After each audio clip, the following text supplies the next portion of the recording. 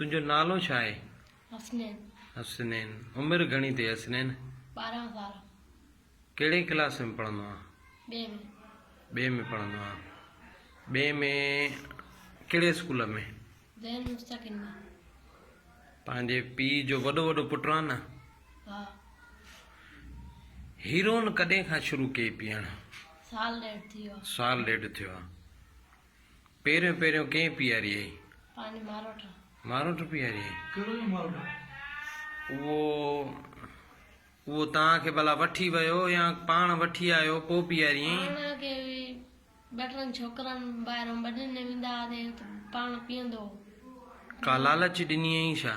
न पाण पीअंदो त अचे ॿ टिनि छोरनि प्यारा पाण खे पंहिंजी वियो वठी छोकिरो वठी उते ॾेखारिया पोइ उतां वारो पंहिंजे वठी मूंखे ई प्यारींदो पाण ई पीअंदो। पोइ तोखां पैसा वठंदो? तोखां वठंदो डेली पैसा हुनजा? माना संगत में हो वठी ईंदो त तोखे माना पाण वठी वियो हुते पीअण वारी जाइ ते? पुफाट तुंहिंजो हितां उहो वठी वेंदो मारोट या तव्हां पाण वेंदा ओॾे? पाण वेंदो। पाण वेंदो। पोइ वरी तव्हां हिरियो त पोइ तव्हां पाण वेंदा हो? जी। अच्छा, माना डेली तव्हांजी रूटीन हुई आहे? हा। घणी ग्राम पीअंदा हो तक़रीबन?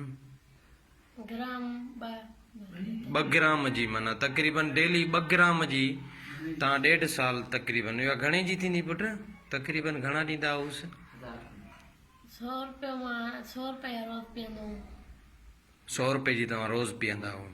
पोइ वरी थी सघे थो त उहो वरी वधीक तव्हांजा पैसा भरींदो हुजे, ईअं न बाबा?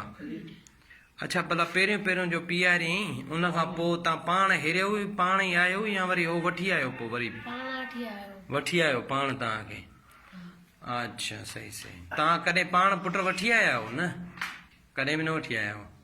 हमेशह उहो वठणु वियो आहे तव्हांजो मारोट? हा। ऐं उहो वठी करे तव्हांखे ॾींदो हुयो पाण? तव्हां पाण विया हो उन खां पोइ?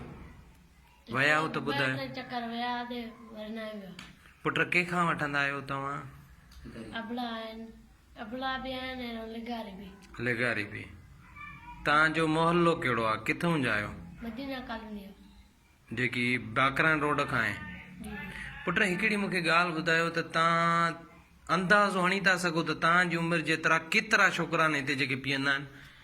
मतां तव्हांखे ख़बर हुजे घणा ई पीअंदा हूंदा?